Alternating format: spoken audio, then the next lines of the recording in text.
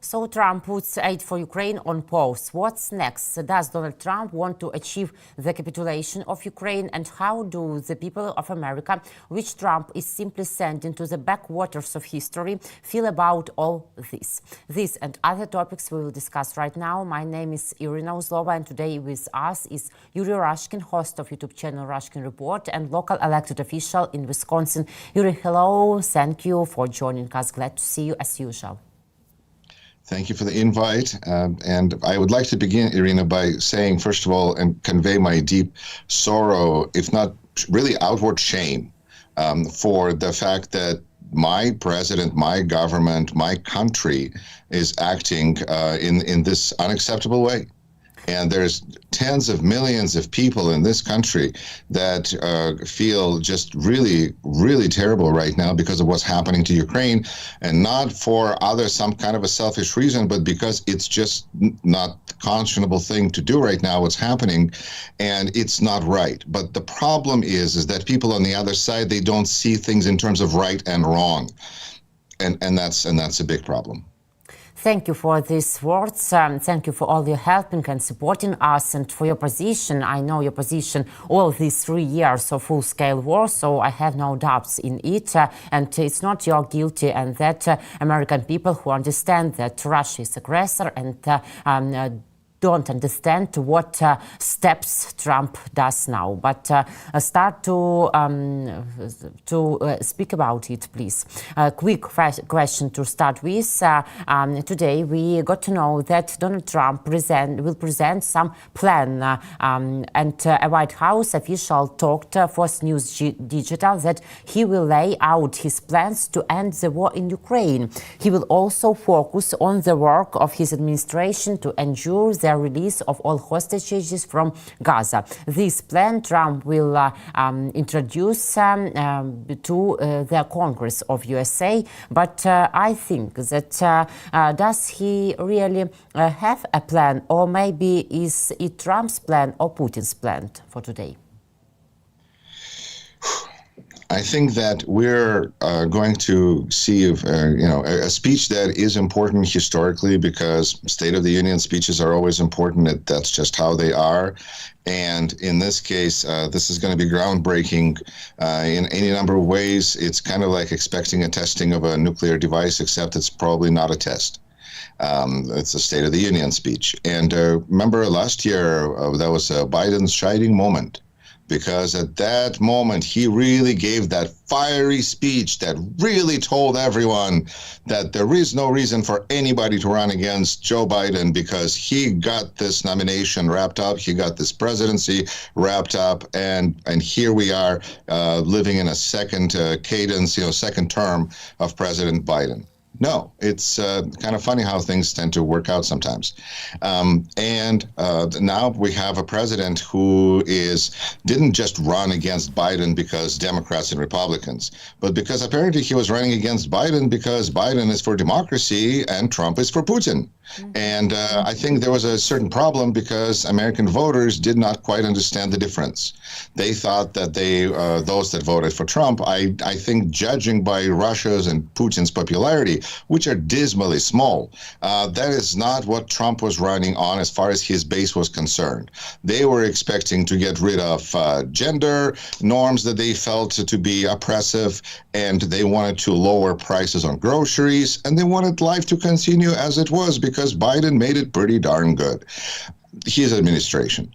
And instead we got a total reversal, to the point that now more and more Americans, and those that consider themselves to be sensible people, think that maybe there's a kind of a strong connection between Donald Trump and Vladimir Putin. It just really, all signs point in that one direction. It's amazing to me to see how people are coming to this realization. Moreover, I feel like it may be even a possible solution to the cult of personality that has developed around Donald Trump, that kind of just excuses everything he does. It's incredible. I think people in the future are going to look at this situation and just try to understand how people could follow Donald Trump, and it's a powerful effect. But we're What to do? What to do? And but a lot of people understand that Donald Trump is wrong, clearly. Yes, thank you. You're going to have to cut this. But this is an important key to the solution of the key cult of personality. People follow him and don't understand why. But when people, at some point, what happens is people start to wonder, based on a variety of clues, that perhaps Donald Trump works with Vladimir Putin. And that seems to be a very helpful bridge to get people out of that cult of personality. So I think for those people that are stuck with somebody who feels, that they're in a cult of Trump, then I think speaking to them about the connection between Trump and Putin is direct and powerful, because Russia is not popular and Putin is not popular. And so I think that is a very important opening there for people. Should we be able to really, should it not be too late to exploit that important distinction? Because we spoke about the fact that Donald Trump had strong connections with Russia after the first time he won his presidency. We talked about it, then there were other problems, and we kind of forgot about it. But the reality is that the agenda of the Trump presidency matches Putin's checklist and wish list, like literally, specifically point for point, destroying NATO, destroying European Union, destroying the West, really, because these trade wars that we're getting ourselves into are going to destroy Western democracies, because now we have to respond. Canada, Mexico are going to be responding to all of this. This is a war that is breaking out, but so far nobody is literally dying. But we'll see, because those things will have its effect on, there will be people who will pass away because of this too, but that's not the point. The point is we're in this is Putin's wet dream. And I think that this understanding really scares people when they think about what Trump will offer next. Because he already, I had this feeling like on January 20th, we were going to have kind of a clock strikes midnight and Cinderella's ball at the Princess Palace is over, and all the planes that are flying to Ukraine are going to fly back, because that's who Donald Trump is. That's what his priorities have always been. That's what he advertised, not a penny for Ukraine. But no, he waited for the right moment, for the right situation, and we saw what happened at the White House. And I think this is where people divided. It's amazing to me how people divided along party lines of who they blame, whether they blame Trump or Zelenskyy for what happened at the White House. Whatever. I think that in the end, you have to remember the takeaway from that meeting is how Trump was speaking about how difficult Russiagate was for Putin and how Trump helped Putin get through this. They got through this together. He made sure to highlight that. I think that is the key takeaway. So what plans is he going to offer? Donald Trump wants to bring factories back. He wants to make America great again like it was in 19th century. Nobody seems to remember that time period. But I think it's important to acknowledge that women and minorities are playing a key role in 21st century America that they did not play in the 19th century America. And that's going to be the big challenge and the big hope for us going forward, is that women and minorities, which have gained a lot of rights since middle of and late 19th century, are going to help our society to move forward after this, let's consider temporary madness passes. Yuriy, listening to you, I remember that few days ago, Chris Murphy, a senator from Connecticut, a Democrat known for his active stance on healthcare, gun control, and international relations, noted on his post on X that food and gas prices are rising, bird flu is spreading, all our allies hate us, air travel is becoming dangerous, the stock market is collapsing, the government is about to shut down, and he's only been president for 6 weeks. This is just the beginning. So because of Donald Trump, not only we, you too, feel ourselves and yourself like not in fairy tale, but like in horror, correct? Correct. I think that when it was, during first term of Trump presidency, there was a comedian, is still a comedian, but there was a joke made that Trump in power is like a horse in a hospital. And now, listening to the list of what you're describing, that is all true, for including the less safe air travel, the less safety people feel about it, certainly feel less safety about air travel, and stock market and allies, and on and on and on. I feel like horse in a hospital would be an improvement. I feel very much concerned about the situation, and I feel that when at the same time we are picking on people that are defending democracy, like Zelenskyy, and say that he's not wearing the right suit to appear in the White House, and at the same time we have somebody like Elon Musk, who certainly does not look to show much respect for the office of presidency, whether in his suit or with a, I mean, there's other people who have children in that room, but they don't never bring their kids to work. Why? Because Elon Musk is special, of course. He wants to highlight that he's special. Very special. Very special. unusual, yes, with his dream. He's precious. He's precious. But it's just not acceptable. And I think that my humble way of showing just support, I mean, I wear plenty of suits, I wear plenty of ties, and I feel great about that. But you know what? You got to have a sense of decency. And if you don't have a sense of decency, then I'm just going to have to show a picture and see if that gets a message across. Yuriy, let's discuss in details that pause of supporting Ukraine. We saw that CNN reported that US has suspended military aid to Ukraine to get Zelenskyy to admit guilt for the conflict in the White House. That's like Trump's response, like in childhood, you know, it seems to me. According to one of the agency's interlocutors, the decision to stop aid, which was made late on Monday, is a strategy to pressure Ukraine. In essence, the US president is forcing Ukraine to the negotiating table by threatening more losses on the battlefield, one of the officials told the agency. Earlier, we got to know that the Wall Street Journal reported that all of Trump's advisors agreed with the decision to suspend aid to Ukraine without voicing clear conditions for its resumption. The decision was made by Donald Trump personally. He entrusted the execution of the order to the new Minister of Defense, Pat Coxet. Zelenskyy beat the hand that feeds his ego. It seems that he is not yet ready to negotiate, said the press secretary of the White House, Caroline Leavitt. Let's listen to her. What goal does Donald Trump want to achieve by stopping aid to us? Do you see this as forcing us to capitulate, or it's only a part of his blackmail policy, and maybe someday the Cinderella will be free again? I think there's only so much bad policy that can take place before reasonable suspicion is that perhaps it's just part of a different policy agenda, that perhaps the approach is not to help Ukraine at all, perhaps. And I think that whether we're discussing whether Zelenskyy fractured a fragile ego of the American president, and that was a big mistake on his part, or whether he revealed to the world that which had to be seen and he made it obvious, like the little boy who cried, "The king is naked, the emperor has no clothes." That's a little bit of what we experienced. And if the boy goes back to the emperor to apologize, I think it should be done with the understanding that both the emperor is still naked and he's angry. And so I think that at least going there and approaching new relations continuing relations with Donald Trump from the point of view of maybe we can persuade him just seems like a false approach to take.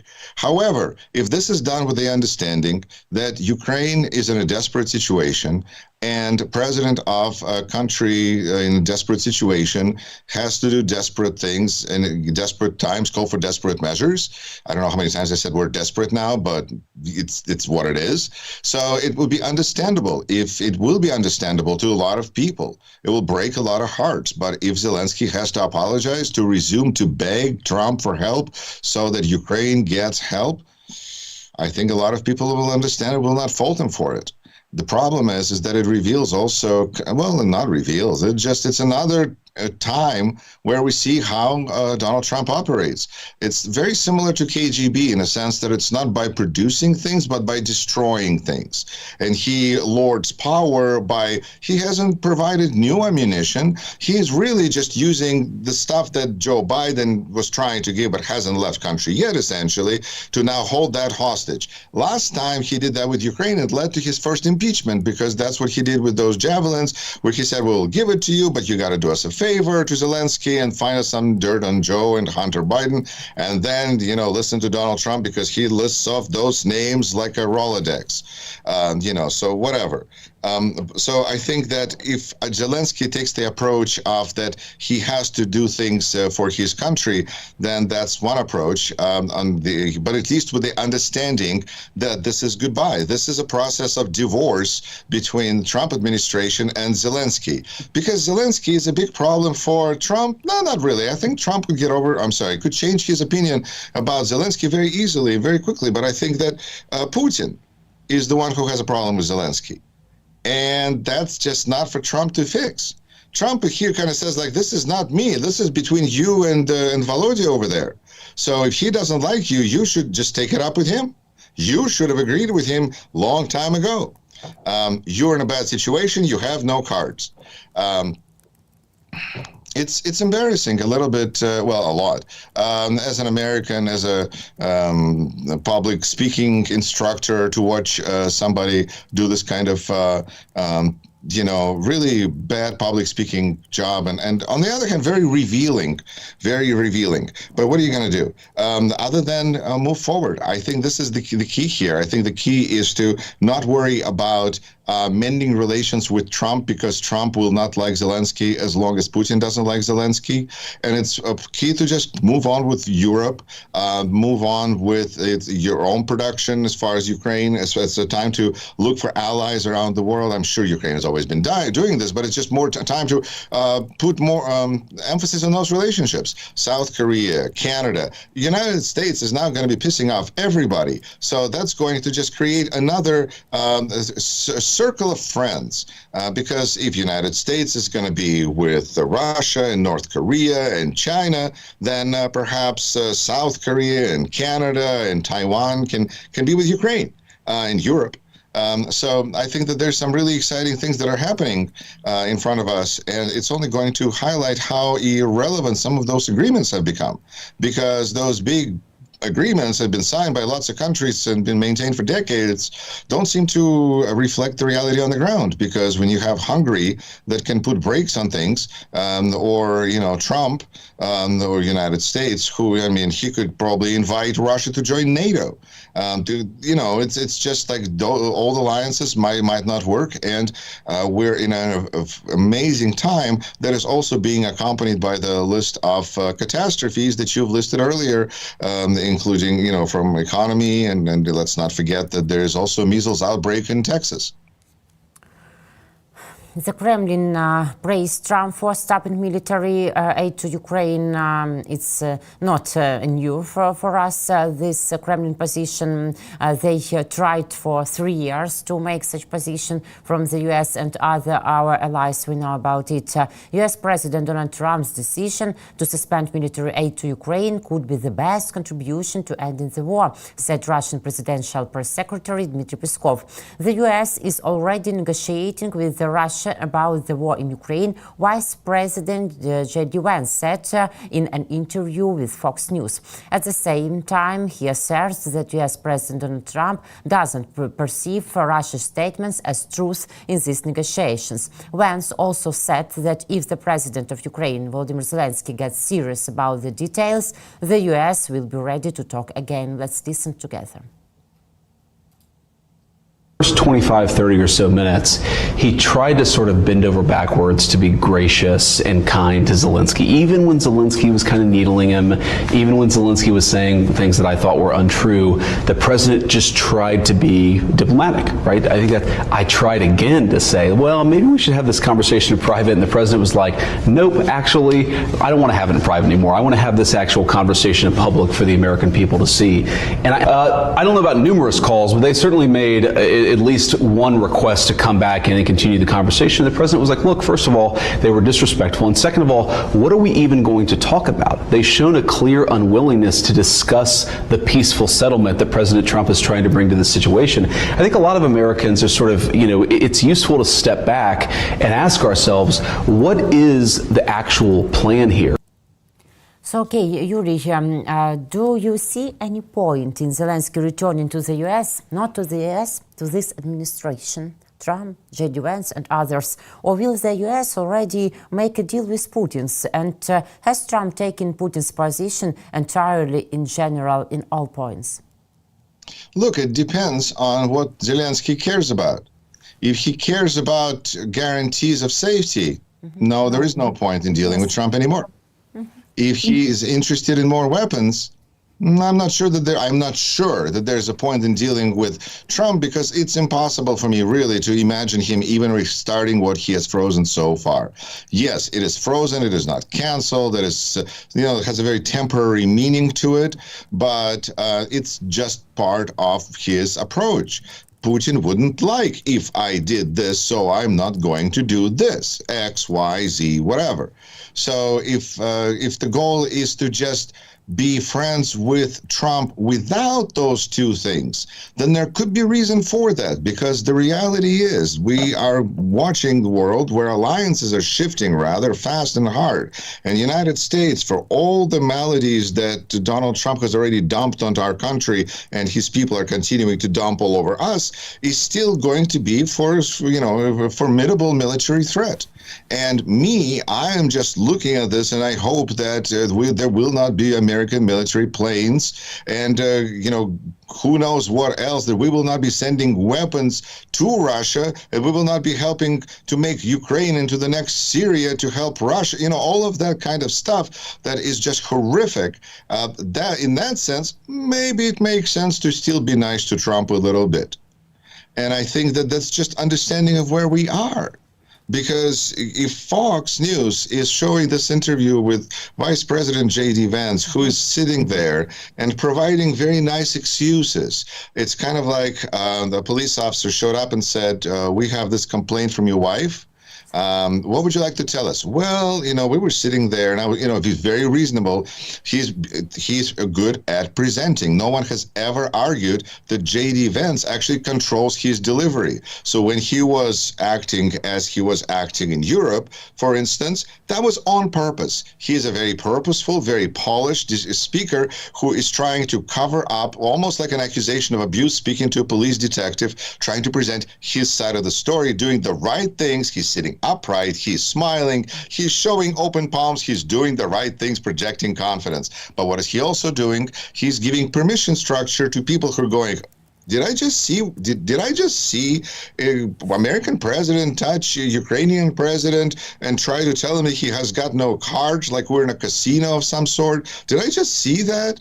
And this is where J.D. Vance can say, well, no, you did not just see that. What really happened, and that's the world that Fox News would like its viewers to live in, and its viewers would like to use Fox News as a comfortable blanket to cover themselves against all dangers of the world. But when things will go up in price, as they are bound to start practically immediately, it's going to be interesting to watch President Trump speak about what he's done with prices, as prices are going to skyrocket. So far, price index have already skyrocketed, but it's going to get worse because that's his policies. Again, you start to wonder to what point this is really being done because he doesn't understand how 2 + 2 is 4, or because he was told to do this, and he was explained why this is a good thing, even though this is totally wrong for America or any country. I don't know, maybe if somebody was, if instead of Putin, there was an American agent who just started sending out emails saying, mass layoffs in FSB, mass layoffs in GRU, mass layoffs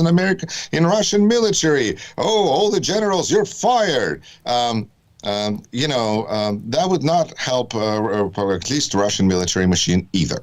So I think the situation here is very clear that we live in two different realities, because if you're watching Fox News, then even commercials are sending you a message that President Trump is doing a great thing by securing our safety and our future by exchanging the precious minerals from Ukraine for what we have given them already. Therefore, this is a good thing for us and a good thing for whoever else. We don't care. It's already promoting, like there's messages on Fox News promoting Trump agenda and giving those that are maybe were doubting themselves the language they need to explain then to others why this is all good.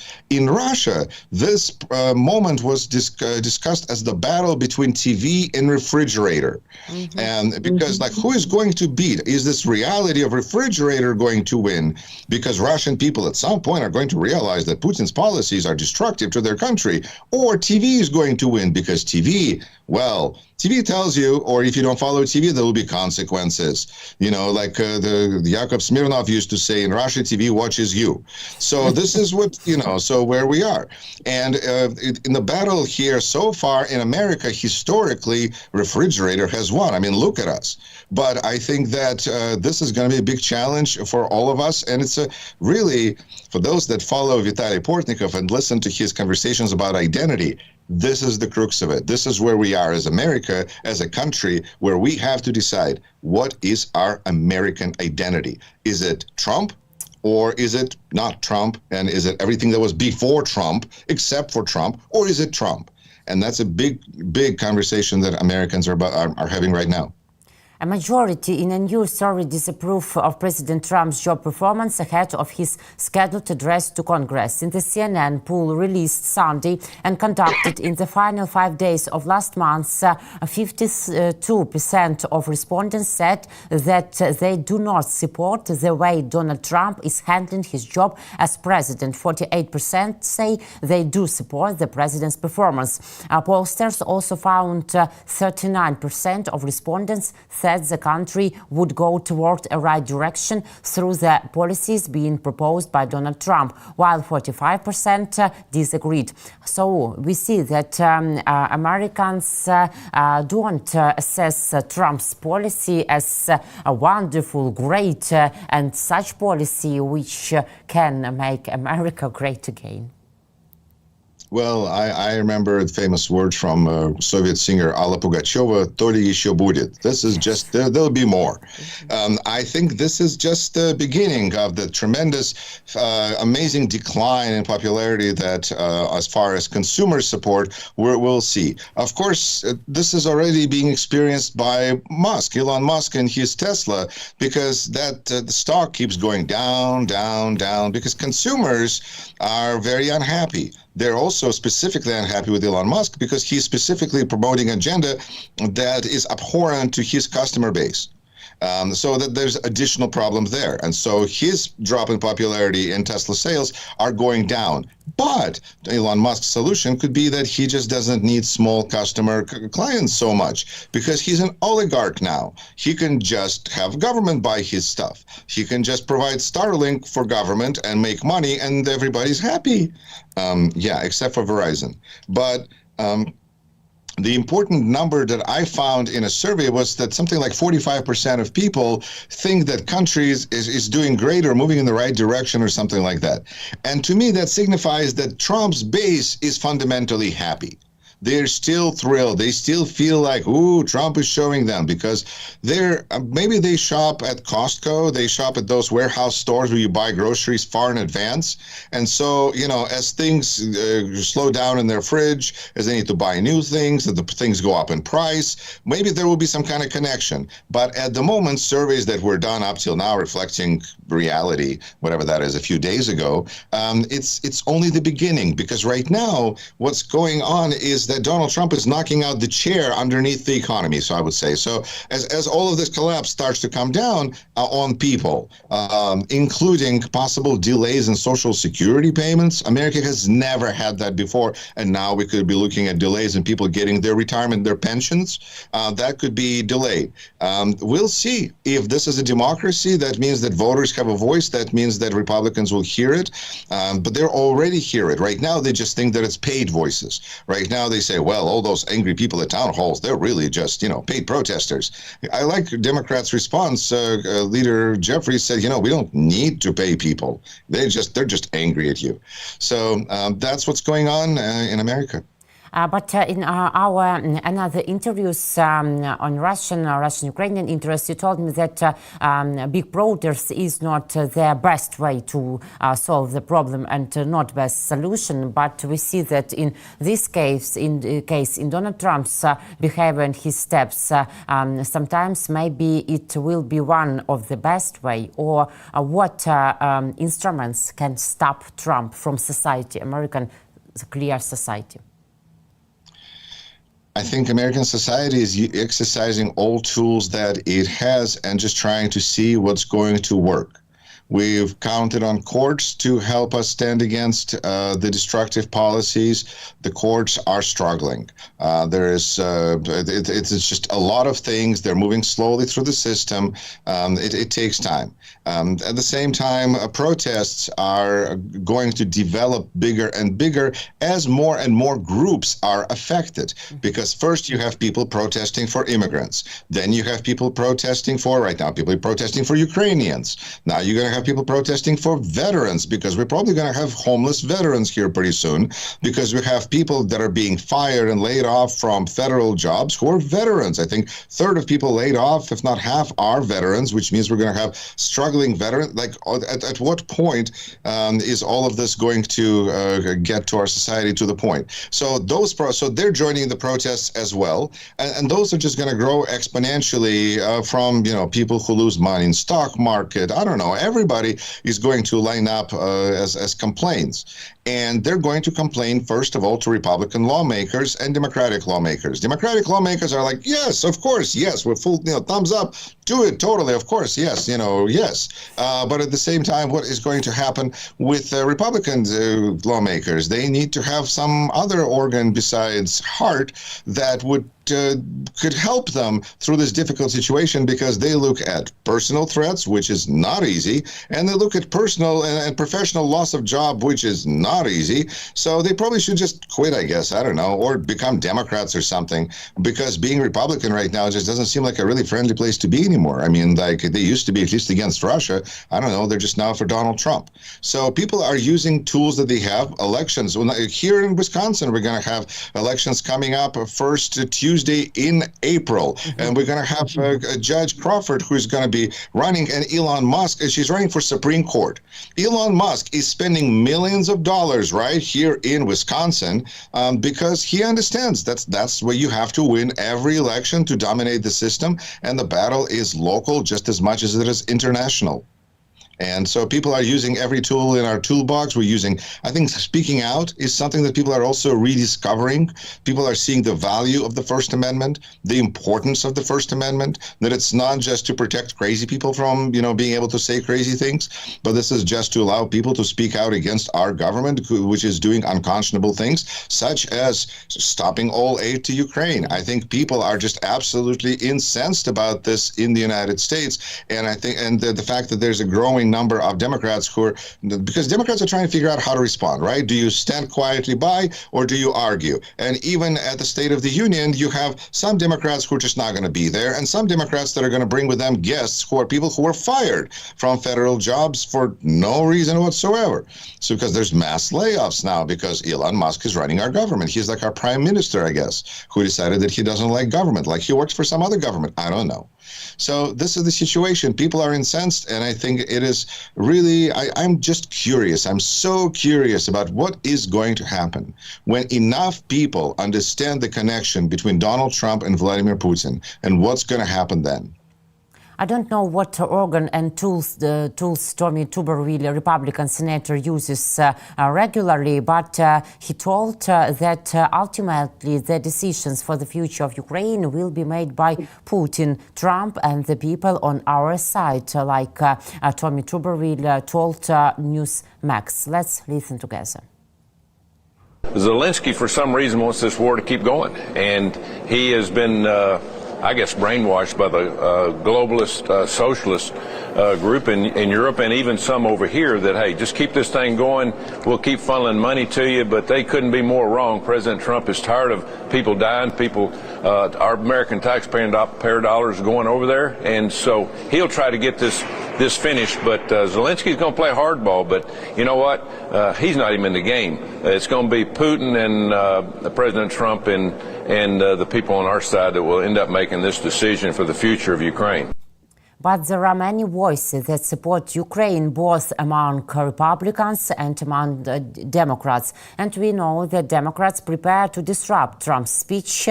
So will Congress stop Trump or stop aid to Ukraine? I think that Congress is, at this point, is expressing its opinion, and we see that Donald Trump doesn't hold Congress in much respect. On the other hand, after hearing Senator Tuberville deliver this statement about how Donald Trump will decide and Vladimir Putin will decide the fate of Ukraine, I can see why he doesn't hold senators in high regard. That's a very ballsy statement from Senator Tuberville. And of course, him being a former football coach, maybe it makes sense, but he's just playing for the wrong team here.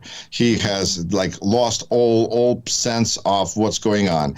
And I think that's interesting with him, though, that while he's not a deep thinker, at least that's not his reputation, and he's never demonstrated it, but he is also at the same time able to convey for us the bullet points. That is really, I feel like, what's been delivered to him, and those are the bullet point messages that he needs to get out there and deliver, which he does. Crossed that finish line and scored that touchdown, oh boy.